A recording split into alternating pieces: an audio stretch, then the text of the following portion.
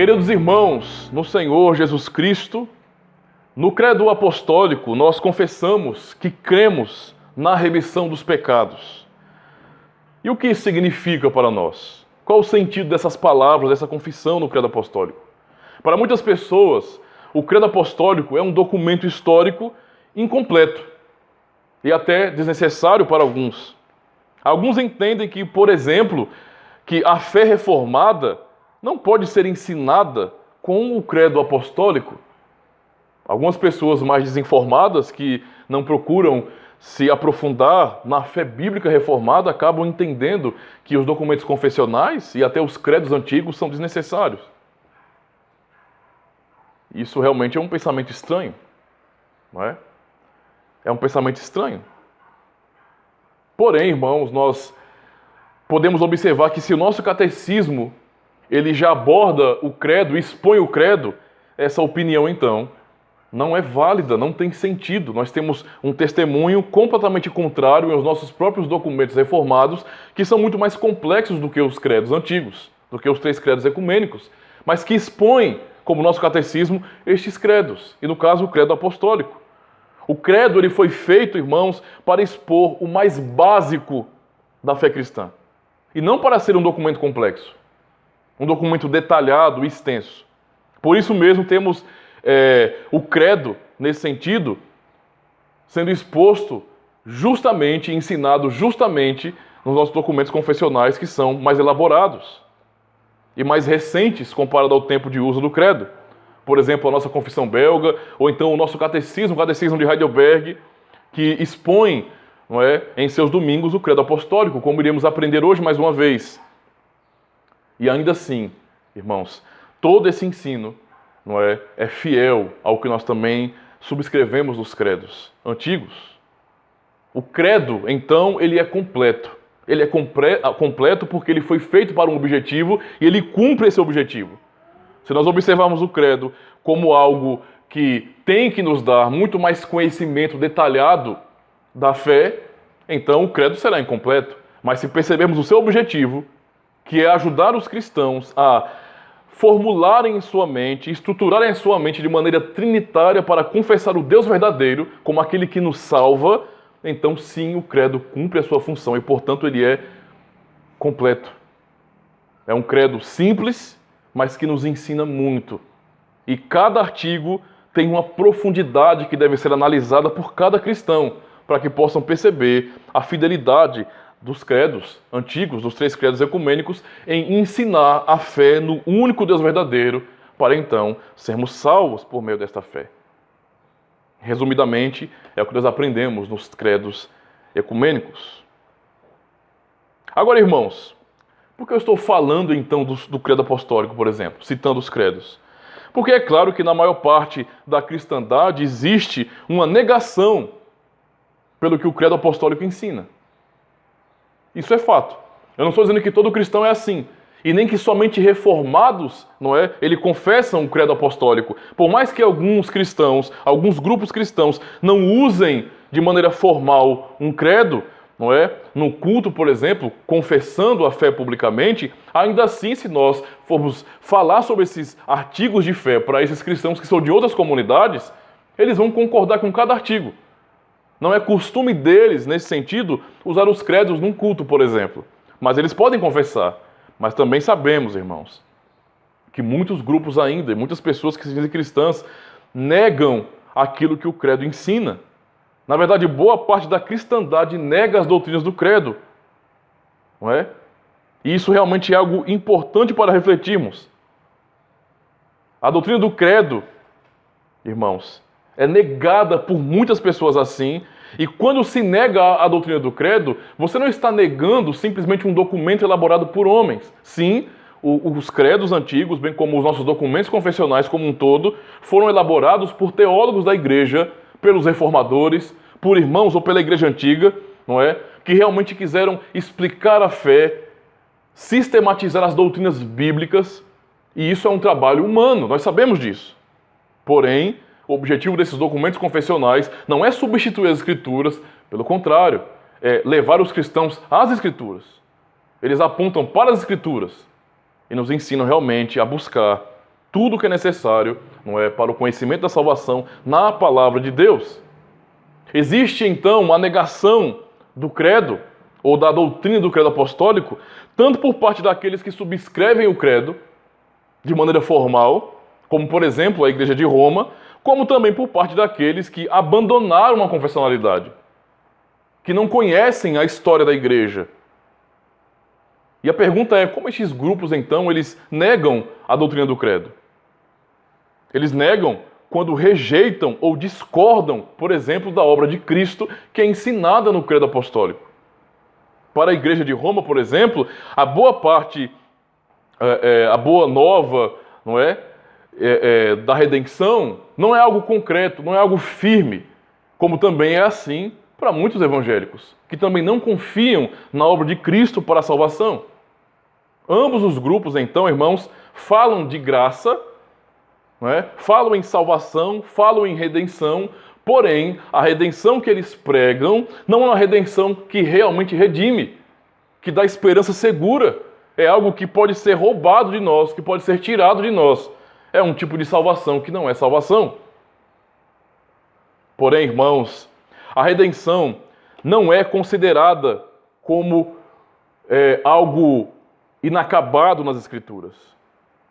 Não é algo que necessita da ajuda humana, de um completar por parte dos homens. A boa confissão que nós temos no credo é aquilo que as Escrituras Sagradas nos ensinam sobre a obra de Jesus Cristo. E nós, cristãos reformados, confessamos exatamente aquilo que o credo apostólico nos ensina. Quando nós falamos que cremos na redenção ou na remissão dos pecados, realmente confiamos porque é essa a doutrina bíblica. Essa é a doutrina do Evangelho. Eu quero ler então, antes de ler o texto básico da pregação de hoje de manhã, o texto do nosso catecismo, no dia do Senhor 21, não é? Na pergunta 56, que diz bem assim: o que você crê sobre a remissão dos pecados? Então veja como é importante a pergunta e a reflexão na mesma. O que você crê sobre a remissão dos pecados?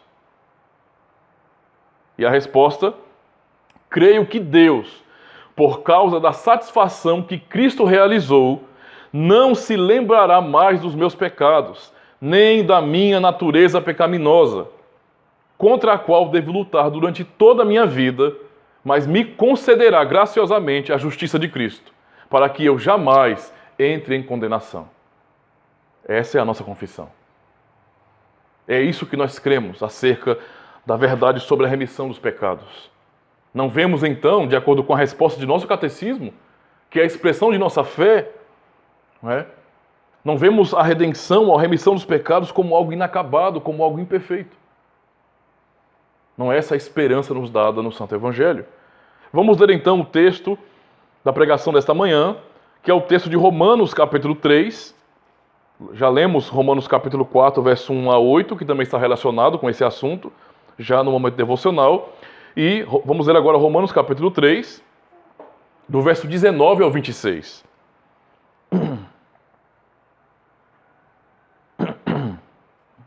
Romanos capítulo 3, do versículo 19 ao 26.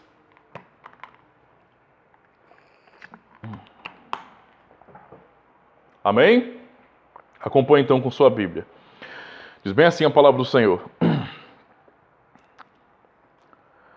Ora, sabemos que tudo o que a lei diz aos que vivem na lei, o diz para que se cale toda a boca e todo mundo seja culpável perante Deus, visto que ninguém será justificado diante dele por obras da lei, em razão de que pela lei vem o pleno conhecimento do pecado. Mas agora, sem lei, se manifestou a justiça de Deus, testemunhada pela lei e pelos profetas, justiça de Deus mediante a fé em Jesus Cristo, para todos e sobre todos os que creem, porque não há distinção, pois todos pecaram e carecem da glória de Deus, sendo justificados gratuitamente por sua graça, mediante a redenção que há em Cristo Jesus, a quem Deus propôs no seu sangue como propiciação mediante a fé, para manifestar a sua justiça, por ter Deus, na sua tolerância, deixado impunes os pecados anteriormente cometidos, tendo em vista a manifestação da sua justiça no tempo presente, para ele mesmo ser o justo e o justificador daquele que tem fé em Jesus. Esse é o texto, irmãos. Também temos um trecho aqui, alguns trechos para ler no Salmo 103. Quero fazer então a leitura desses trechos no Salmo 103 também, porque são importantes para nós.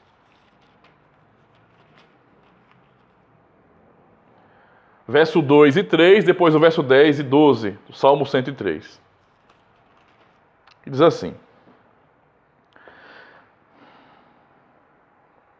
Bendize a minha alma ao Senhor, e não te esqueças de nenhum só de seus benefícios.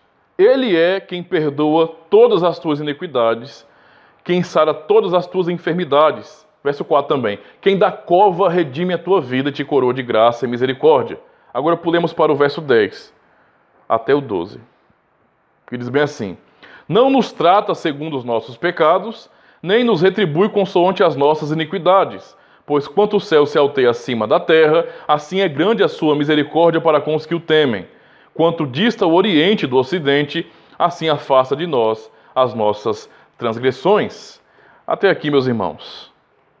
Apenas como um resumo, para compreendermos bem o objetivo da mensagem, nós podemos saber muito bem que nessa carta aos Romanos, Paulo faz um resumo, não é, da situação humana. Na verdade, em toda a Escritura nós observamos o ensino de que o homem é pecador e realmente está em uma situação de miséria diante de Deus, onde ele não pode se salvar, ele não pode se tirar da situação em que ele nasceu. Nascemos pecadores, herdamos isso de Adão. Esse é o pecado original, que até aprendemos, não é, durante essas semanas, nas nossas aulas de catequese. Aqui, na carta aos Romanos, Paulo faz um grande resumo, então, em 3 capítulos, da situação da humanidade. O objetivo de Paulo é mostrar a justiça que Deus imputa por meio da fé em seu Filho e mostrar também justamente a situação da humanidade. Não é? O ser humano está condenado nesse sentido, está num estado de condenação, porque nasceu pecador, nasceu herdeiro do pecado. E, portanto, irmãos, sendo herdeiro do pecado de Adão, nascido com essa doença terrível que é o pecado, com esse afastamento, com essa morte espiritual, o ser humano está, então, em uma situação terrível, onde ele não pode se tirar, ele não pode se safar, ele não consegue a salvação por conta própria, por seu esforço. Paulo faz questão, então, de fazer a comparação entre judeus e gentios, mostrando justamente isso, que toda a humanidade, tanto judeus, como o povo que recebeu a lei, o povo da aliança, quanto gentios, não é? Quanto todos aqueles que não faziam parte dessa aliança, todos estão debaixo da mesma maldição. Todos são pecadores. Não há quem possa escapar nesse sentido. Todos são pecadores. Esse é o objetivo, então, de Paulo, e ele mostra que, mediante as obras da lei, não é? Ninguém se justificará diante de Deus, mas todos, nesse sentido, estão em um estado de miséria diante do Senhor. Essa é a realidade que encontramos na palavra de Deus. Esse é um resumo, então, daquilo que Paulo está fazendo aqui, que é expondo a miserabilidade humana, a total depravação da natureza humana que não consegue se salvar. Na queda, nós mudamos, não é? Na queda nós mudamos, mas a questão é que Deus não mudou. Deus não mudou.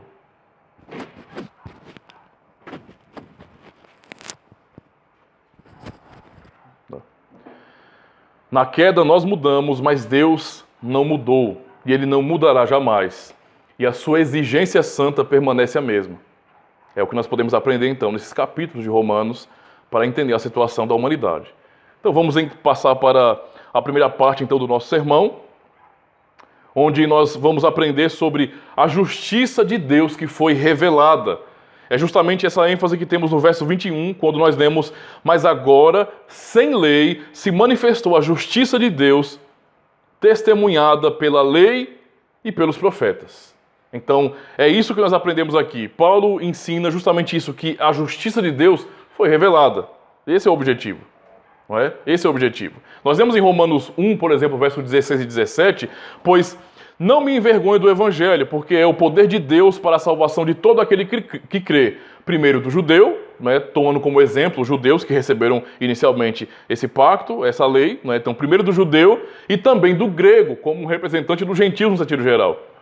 Visto que a justiça de Deus se revela no Evangelho, de fé em fé, como está escrito, o justo viverá por fé. Ou seja, Deus revela a sua justiça, não é, para a salvação no Evangelho. O Evangelho é justamente isso, o poder de Deus para a salvação. O Evangelho é essa mensagem, essa promessa, é a revelação, não é, da salvação que é por meio de Cristo. É isso que é o Evangelho. Qualquer outra mensagem que as pessoas chamem de Evangelho e que não anuncia Jesus Cristo, a sua obra por nós, morte e ressurreição, as suas promessas benditas de salvação e a segurança naquilo que Ele fez por nós, não é o Evangelho.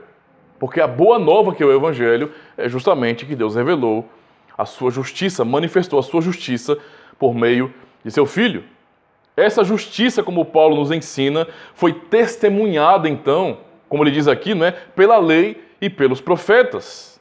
Pela lei, porque a lei não salva ninguém. E isso é muito importante para nós. Como é que o Evangelho, a justiça do Evangelho foi testemunhada pela lei? É simples entender. A lei não salva ninguém. Ela não foi dada para salvar o homem. Isso é um ponto muito importante para nós. Nós vemos em Romanos 3, verso 20, justamente isso. Visto que ninguém será justificado diante dele por obras da lei, em razão de que pela lei vem o pleno conhecimento do pecado. Então, qual é o propósito da lei? É revelar exatamente quem o homem é diante de Deus. A lei revela os nossos pecados e miséria. É a lei de Deus que mostra exatamente quem somos. Enquanto as pessoas se veem como boas, como merecedoras, como pessoas virtuosas, a lei, ela demonstra para o homem exatamente quem ele é. Miserável, pecador, diante de um Deus santo e todo-poderoso e que julgará a todos esses. Lemos também essa mesma verdade em Gálatas capítulo 3, verso 10 e 11, quando o próprio Paulo também ensina: todos quantos, pois, são das obras da lei, estão debaixo de maldição. Porque está escrito: maldito todo aquele que não permanece em todas as coisas escritas no livro da lei para praticá-las. E é evidente, veja o que Paulo repete aqui então, como falou em Romanos 3, agora em Gálatas 3. E é evidente que pela lei ninguém será justificado, ou ninguém é justificado diante de Deus, porque o justo viverá pela fé. Mais uma vez Paulo cita isso. Esse é o ensino apostólico. Ninguém será justificado diante de Deus mediante as obras da lei. Então não adianta ninguém nesse mundo, nenhum grupo cristão querer afirmar que as nossas boas obras, a nossa tentativa de piedade nos justificará diante de Deus. O ensino apostólico é contrário a esse pensamento e expõe quem nós somos. No verso 24 de Gálatas 3 nós lemos: de maneira que a lei nos serviu de aio para nos conduzir a Cristo, a fim de que fôssemos justificados por fé.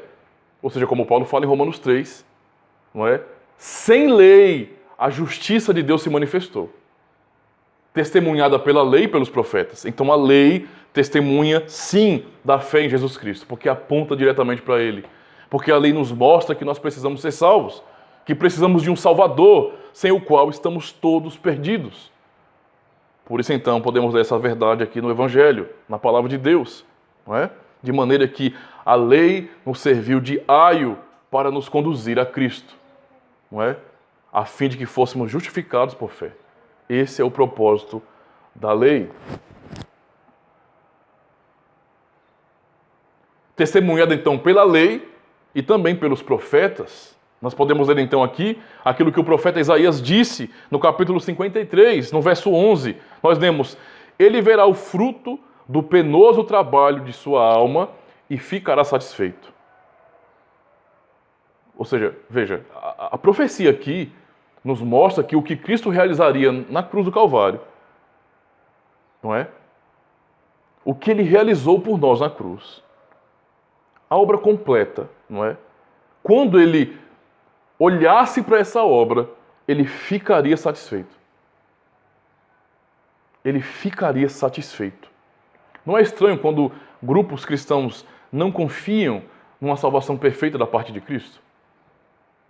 E agem como se essa salvação ou essa obra de Cristo não fosse algo completo e, portanto, que fosse satisfatório perfeitamente para Deus?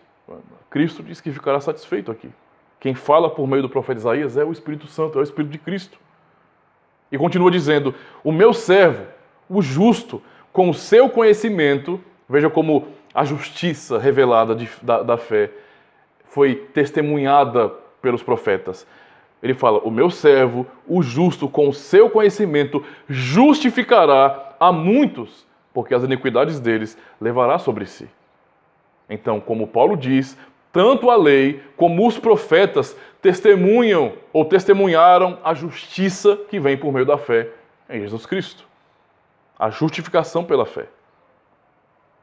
Isso realmente é importante para nós, irmãos. A compreensão dessa verdade, do nosso estado diante de Deus, mas também como que toda a Escritura aponta para a única verdade. Não é estranho que a lei e os profetas, e isso nós comparamos com toda a Escritura, porque esse é o ensino do Novo Testamento, mas toda a Escritura, a Bíblia completa, nos ensina sobre a justificação por meio da fé. E ainda existirem hoje grupos ou cristãos que negam essa verdade. Quando nós negamos isso, mesmo para aqueles que até confessam, subscrevem o credo apostólico e dizem crer na remissão dos pecados, está negando o que está dizendo ao mesmo tempo. É uma dupla confissão. Eu confesso que sim e eu confesso que não. Não é? Eu falo, eu creio na remissão dos pecados, mas ele não me redimiu. Entende? Isso é estranho. E toda a Escritura testemunha essa verdade. Que os apóstolos apenas pregaram, ensinaram, trouxeram clareza. A segunda parte, então, nós aprendemos, irmãos, que a justiça vem por meio da redenção que há em Jesus Cristo. Essa justiça que foi manifestada sem lei, essa justiça que é por meio da fé, não é por meio de uma fé cega, não é por meio de uma fé sem direção, é por meio da fé em Jesus Cristo. Algumas pessoas que vão entender que simplesmente o fato de eu chamar a minha crença pessoal de fé resolve o problema. E muitos vão dizer bem assim, olha, o que importa é que eu tenho fé. O que importa é que eu pratico alguma religião. Eu tenho fé. Então chamam tudo de fé, mas a verdade é que a salvação, a redenção que nós observamos na Escritura, no Santo Evangelho, é justamente isso. Que essa justiça ou essa justificação vem por meio, não é, da redenção que há não em mim mesmo, não a minha atitude de crer, mas em Jesus Cristo. Quando nós falamos sola fide, é sola fide em Cristo. Não é só a fé pela fé. Não é um tipo de pensamento onde nós confiamos, eu tenho fé, mas você não tem nada substancial, nada objetivo. Eu tenho fé, mas você tem fé no quê, afinal de contas? Eu tenho muita fé em Deus. Isso é algo genérico. Isso não mostra muita coisa. Não é? Toda a população ocidental, vamos dizer assim, a maioria absoluta dos ocidentais, vão dizer que tem fé em Deus também. Isso é comum. Não é? É a nossa base cultural. A maioria, não é, de quem mora no Ocidente vai confessar a mesma coisa. E isso não é suficiente, porque não é algo objetivo, não explica muita coisa. E nós temos que realmente pensar sobre isso. Paulo fala, no verso 24, sendo justificados gratuitamente por sua graça, mas que ênfase! Que ênfase que Paulo dá aqui, né? Sendo justificados gratuitamente por sua graça, mediante a redenção que há em Cristo Jesus. Não é? E mais uma vez citando Isaías 53, verso 11. Ele verá o fruto do seu penoso trabalho, ou do penoso trabalho de sua alma, e ficará satisfeito. O meu servo justo, com o seu conhecimento, justificará a muitos, porque as iniquidades deles levará sobre si. A promessa de Isaías aqui é que o servo, o justo, Cristo, resgataria. Ele tiraria pessoas do estado de miséria em que nasceram. Ele resgataria, trazendo justiça a essas pessoas. Deus afirmou, por meio do profeta, que Cristo, o servo justo, justificaria muitos. Essa é a verdade. É o que nós lemos, por exemplo, também em Atos dos Apóstolos, no capítulo 13, verso 39, nós lemos bem assim: por meio dele, todo aquele que crê é justificado de todas as coisas das quais não podiam ser justificados pela lei de Moisés. Veja o que nós temos registrado aqui em Atos dos Apóstolos. O que nós acabamos de ler, por exemplo, em Gálatas capítulo 3, em Romanos 3 também. Leio mais uma vez, olha: por meio dele, todo aquele que crê é justificado de todas as coisas das quais não podiam ser justificados pela lei de Moisés. Era impossível e é impossível que alcancemos justiça pelas leis que foram dadas. Nós jamais poderemos alcançar a justiça diante de Deus tentando obedecer, por exemplo, os 10 mandamentos que nós lemos no início do culto. Isso é impossível para nós. Se nós ousarmos sequer pensar nisso, em dizer bem assim, em pensar, não é? Eu consigo obedecer, eu obedeço. E manter isso, nós vamos nos frustrar, porque a verdade não é essa. Nossa natureza deseja o mal. Nossa natureza luta contra o Espírito Santo. Não quer aceitar a palavra do Espírito. Nossa natureza luta, não é, contra a nova natureza que já está em nós. Nós somos nova criatura por meio da fé em Jesus Cristo. Mas o nosso velho homem, aquele filho de Adão, continua a nos assustar, continua a reivindicar poder sobre nossas vidas. Aquele filho de Adão que está em nós continua a brigar todos os dias. Ele continua a buscar aquilo que o diabo oferece e não o que Deus ordena. E então há essa luta terrível em nós. Por isso é impossível. É impossível. Paulo em Romanos 8 diz que, veja, a lei não podia salvar pelo que estava enferma por causa da carne. Entende? Não há problema na lei. No capítulo 7 de Romanos ele fala que o mandamento é santo, a lei é santa. O mandamento é perfeito. Não é? Porém nós somos carnais. Nós somos fracos, miseráveis. Não tem como confiar na nossa capacidade. Nós não temos o poder de obedecer à lei de Deus. Por isso, nós lemos esse texto em Atos. Não é? Por meio dele, todo aquele que crê é justificado de todas as coisas das quais não podiam ser justificados pela lei de Moisés. É engraçado, irmãos, observar, por exemplo, a história de como nós nos desenvolvemos como cristãos protestantes reformados e perceber que nós fomos muito censurados na Idade Média e até hoje o somos por pessoas que dizem serem cristãs, amarem o Santo Evangelho e confessam o credo apostólico e até o rezam, mas acusam os cristãos protestantes e reformados especificamente, não é? De serem hereges, de pregarem uma doutrina que não é bíblica. Vocês puderam ouvir aqui alguns e apenas alguns textos que nos ensinam princípios e verdades profundas e inalteráveis. A salvação é por meio da fé em Jesus Cristo. Como tais pessoas têm coragem de olhar para protestantes, para cristãos reformados, para evangélicos e ainda assim dizer que nós somos hereges ou que nós pregamos aquilo que não é Bíblia verdadeira, que não é palavra de Deus, sendo que toda a Escritura nos ensina isso. A salvação é por meio da fé em Jesus Cristo.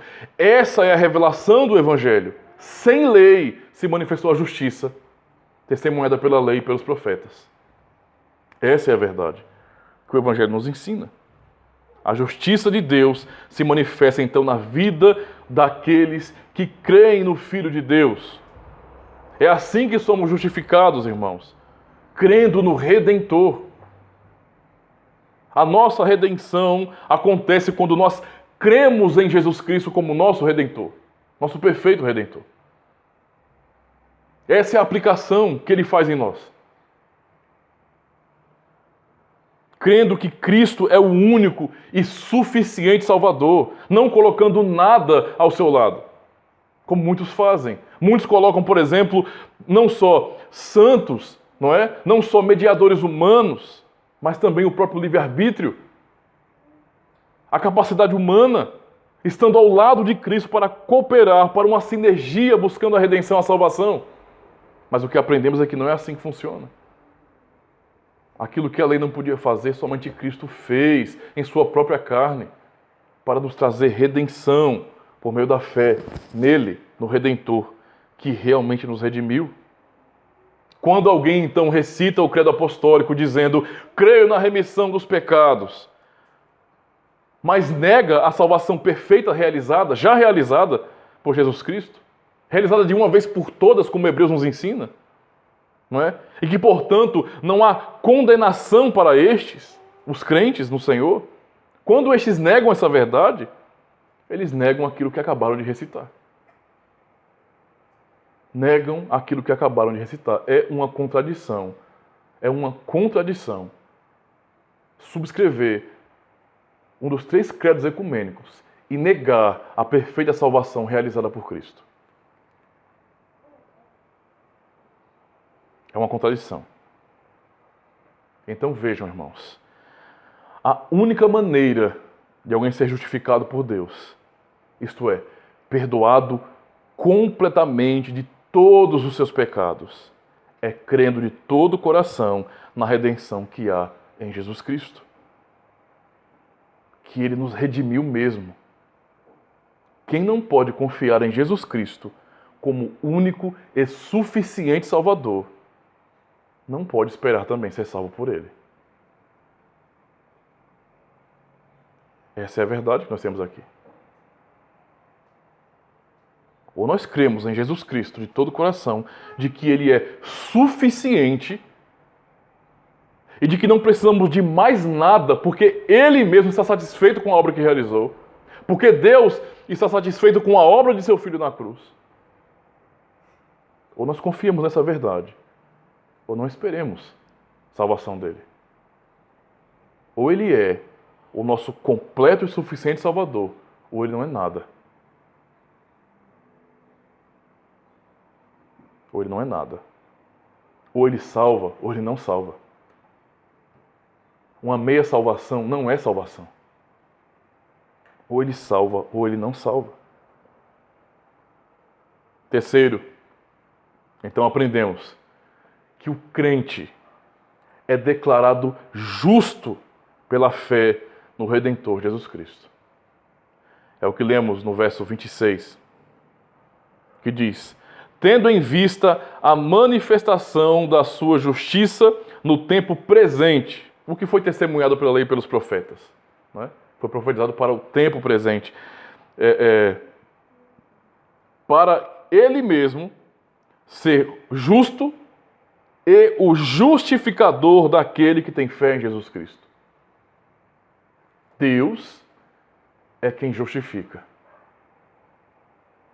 Deus é quem é o justificador daqueles que têm fé em Jesus Cristo. É o que nós aprendemos, por exemplo, em Romanos capítulo 4, que lemos na nossa devocional antes do culto solene. Em Romanos 4, é o ensino de Paulo, do verso 1 a 8. Nós lemos: que pois diremos ter alcançado Abraão, nosso pai, segundo a carne? Porque se Abraão foi justificado por obras, tem de que se gloriar, porém não diante de Deus. Pois que diz a Escritura? Abraão creu em Deus, e isso lhe foi imputado para a justiça. Gálatas capítulo 3 também repete a mesma coisa. E Tiago também fala a mesma coisa, dizendo que Abraão creu, e Deus declarou Abraão justo. Essa é a redenção que nós temos em Cristo Jesus. A justiça do Evangelho que é revelada na fé. Abraão creu em Deus. Isso lhe foi imputado para a justiça. Abraão não fez nada. Abraão não entrou em um processo de sinergia com Deus. Ele não cooperou para a sua salvação. Ele creu na promessa de Deus. E crer na promessa de Deus é crer em Jesus Cristo, porque Ele é o foco, é o centro do Evangelho. Abraão creu em Deus e isso lhe foi imputado para a justiça. Deus declarou o crente Abraão justo. E então Paulo explica essa lógica muito bem para nós. No versículo 4 ele fala: ora, ao que trabalha, o salário não é considerado como favor, e sim como dívida. Ou seja, o que Paulo ensina aqui de maneira bastante clara é: para esses que ainda pensam, não é? É uma aplicação para esses que ainda pensam que há algo a ser feito para que a salvação seja completa, que o que Cristo fez não foi suficiente e que nós temos que então temos que cooperar para a nossa própria salvação, ouvimos o que Paulo diz aqui. Ora, ao que trabalha, o salário não lhe é considerado como favor, e sim como dívida. Como dívida. Em outras palavras, é para dizer bem assim, se nós cooperamos com a nossa salvação, se nós trabalhamos para completá-la, significa dizer que nós a merecemos. Que Deus, nesse sentido, não estará nos salvando graciosamente, pelo contrário, Ele estará pagando a nós o que nós merecemos. Estaremos com isso dizendo que nós alcançamos a dignidade de termos um salário bom e justo, ou um salário bom e glorioso que é a salvação. Paulo diz, não é assim que funciona. Então no verso 5 ele diz bem assim, olha, mas ao que não trabalha, é diferente como funciona. O que Paulo faz aqui, irmãos, é realmente explicar aquilo que muitos não entendem hoje. As pessoas geralmente querem traduzir a Escritura Sagrada, não é, com a filosofia humana, usando a lógica humana, a lógica da filosofia, do pensamento moderno humano, para aplicar isso à Escritura Sagrada, para traduzir a Escritura Sagrada. Isso é tolice. Porque Paulo fala que a lógica de como funciona o Evangelho é totalmente diferente. Ele está dizendo, veja, naturalmente, se alguém trabalha, o salário que essa pessoa recebe não é um favor do patrão, vamos dizer assim, mas é dívida. Não é assim? Se nós trabalhamos, o patrão nosso, o dono da empresa, nos deve. Porque nós prestamos um serviço para ele. Então ele nos deve. Quando ele nos pagar o salário, ele não estará nos fazendo favor nenhum. Estará apenas pagando o que nos devia. Porque nós trabalhamos para ele. Mas Paulo fala bem assim, olha, não é assim que acontece com relação à salvação. É totalmente diferente. Ele vai dizer bem aqui no verso 6, no verso 5, mas ao que não trabalha, porém crê naquele que justifica o ímpio, a sua fé lhe é atribuída como justiça. É o caso de Abraão, que ele citou inicialmente. Abraão trabalhou de que forma para poder ser salvo? De nenhuma. Ele não fez nada para ser salvo. Ele apenas creu na promessa de Deus. E aqui, no versículo 5, Paulo diz, mas ao que não trabalha, porém crê naquele que justifica o ímpio. Quem é que justifica o ímpio? É Deus. Ele é o único que pode justificar o ímpio. A sua fé lhe é atribuída ou creditada como justiça. Deus declara justos aqueles que creem nele, que creem em seu Filho. Esse é o ensino. Essa é a redenção que há em Cristo Jesus. E por isso ele continua dizendo no verso 6, e é assim também que Davi declara ser bem-aventurado o homem a quem Deus atribui justiça. Ouçam isso com atenção. O que Paulo cita aqui dos Salmos está mostrando justamente isso, que o bem-aventurado é este homem a quem Deus atribui justiça. Isto é, a quem Deus declara justo. Deus é quem diz, você agora é justo. É só Ele quem pode dizer isso. Nós não podemos dizer isso de nós mesmos. Mas o Senhor, e atribui isso por meio da fé. Por isso ele vai citar Davi aqui. Bem-aventurado o homem a quem Deus atribui justiça. E ouçam com atenção. Independentemente das obras. Independentemente das obras. No verso 21 de Romanos 3, agora sem lei se manifestou a justiça. Sem lei. É independente das obras. Verso 7, bem-aventurados aqueles cujas iniquidades são perdoadas e cujos pecados são cobertos. E prestem atenção no verso 8, bem-aventurado o homem a quem o Senhor jamais imputará pecado. Essa palavra aqui, para explicar como é a salvação pela fé, nos mostra uma redenção verdadeira, completa, perfeita, onde Paulo diz, bem-aventurado o homem a quem o Senhor jamais imputará, apontando para o futuro, imputará pecado. Esse é o verdadeiro bem-aventurado. É aquele indivíduo, é aquele cristão, aquele crente que recebeu esta promessa e foi declarado por Deus justo por meio da fé em Jesus Cristo. Esse foi redimido e o Senhor jamais imputará pecado a ele. É isso que esses que acabam usando o credo apostólico com infidelidade ocultam das pessoas, não pregam essa verdade. Nós chamamos o credo de credo apostólico, não porque o credo foi feito literalmente por apóstolos, mas porque, na verdade, a doutrina que é ensinada no credo é a doutrina puramente apostólica. Mas como que alguém pode ser um cristão que faz parte de uma igreja apostólica se tal pessoa não confessa a doutrina puramente apostólica que está no credo? Nega essa doutrina. Nega essa doutrina. Esta é a redenção, irmãos. E esta redenção não é apenas algo futuro. Quando pensamos no futuro, por exemplo, pensamos na conclusão desta obra, que é a redenção do nosso próprio corpo.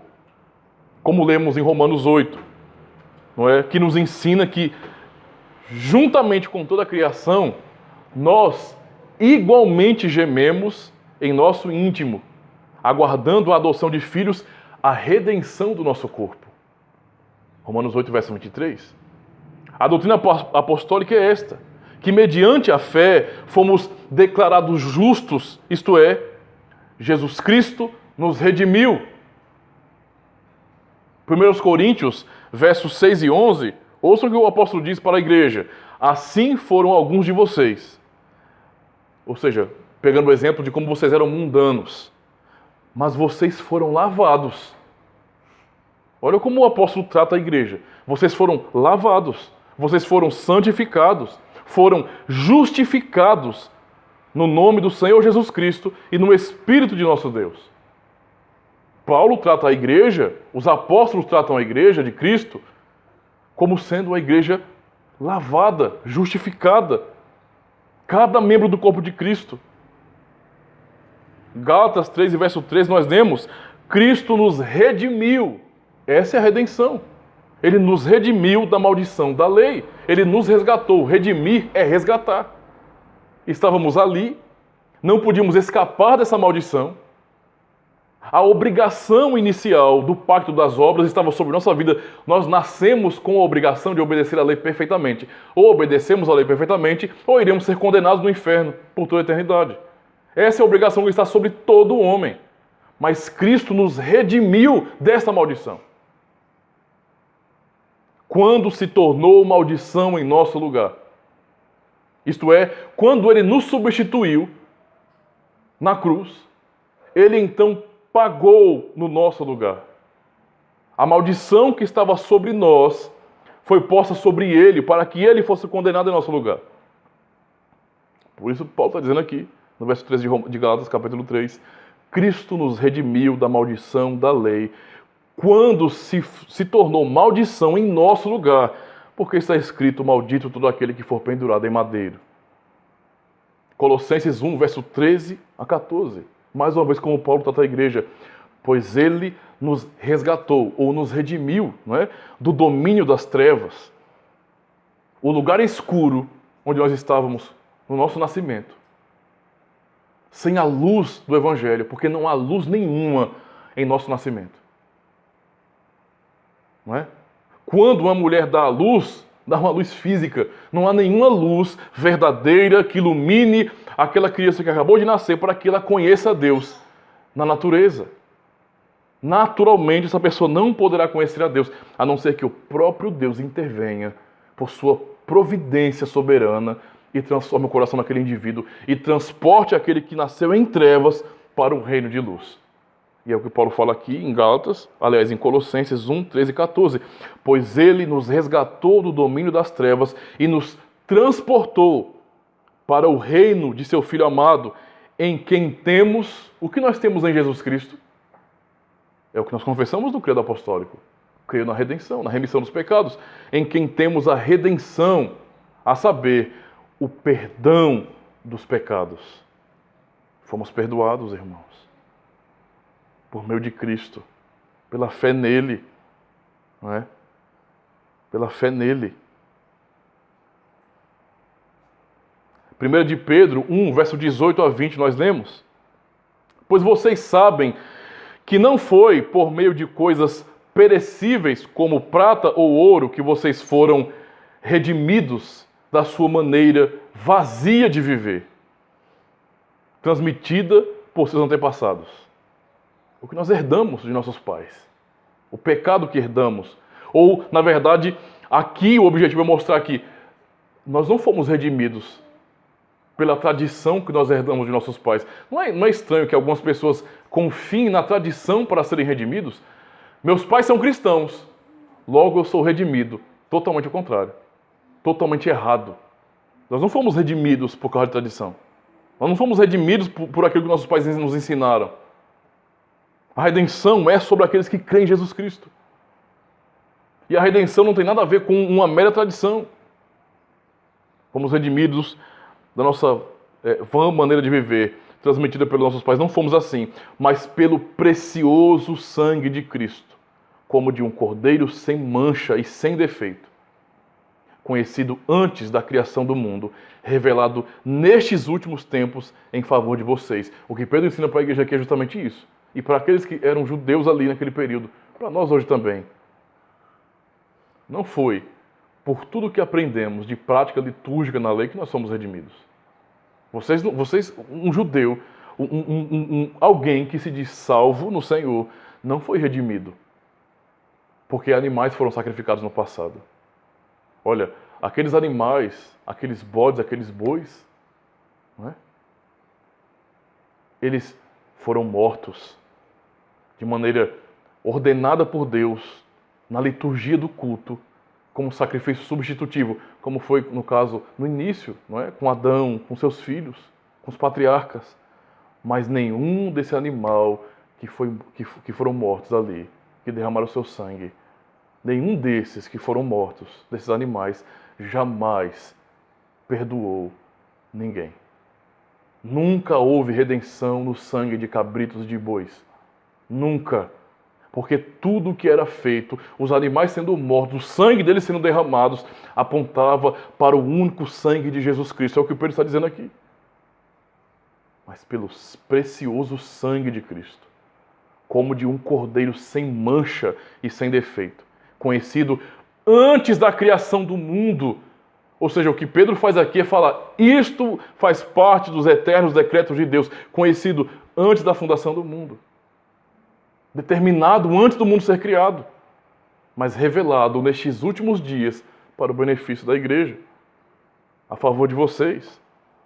Efésios 1, versos 7 e 8, nós lemos, nele quem? Em Jesus Cristo, temos a redenção por meio de seu sangue, isto é, o perdão dos pecados, de acordo com as riquezas da graça de Deus, a qual Ele derramou sobre nós com toda a sabedoria e entendimento. Quem quer julgar a Deus pelo que Ele fez? Quem quer dizer, olha, eu não acho que Deus é justo por fazer assim? Veja a declaração bíblica, apostólica.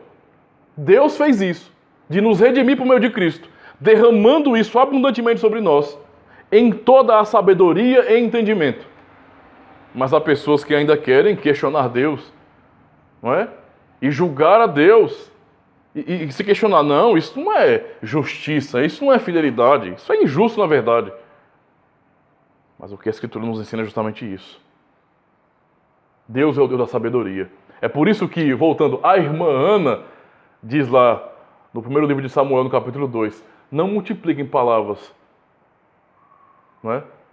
Palavras arrogantes, palavras que vocês não entendem. Não falem do que vocês não sabem. No Salmo 130, verso 7, nós lemos, ponha sua esperança no Senhor, ó Israel, pois no Senhor há amor leal e plena redenção. Essa é a redenção que nós confessamos no credo apostólico, uma redenção plena, não uma redenção meia boca. Não um tipo de salvação que não salva de verdade. Cristo não é um salvador que não salva. Ele é um salvador que efetivamente salva. O que ele fez, resolveu o problema. Se não tivesse resolvido o problema, nós precisaríamos ainda de mediadores humanos. Nós precisaríamos ainda retornar e ainda clamar a Deus que resolva o problema, mas não sobre os seus filhos.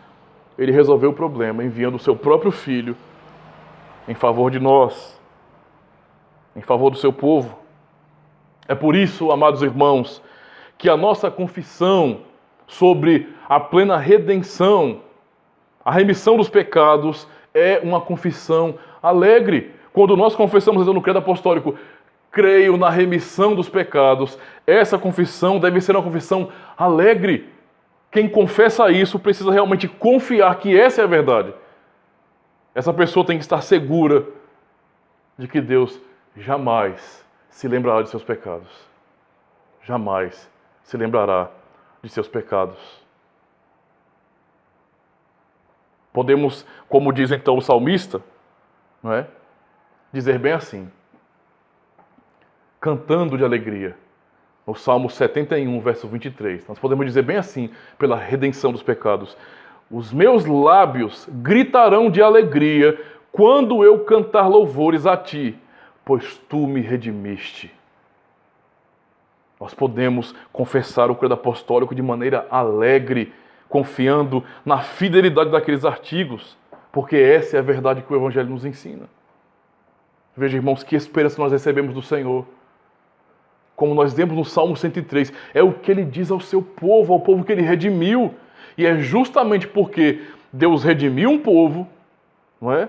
E nós fazemos parte desse povo, redimiu a nós, em particular, pela obra de Cristo, que nós temos aquela convicção do Salmo 103.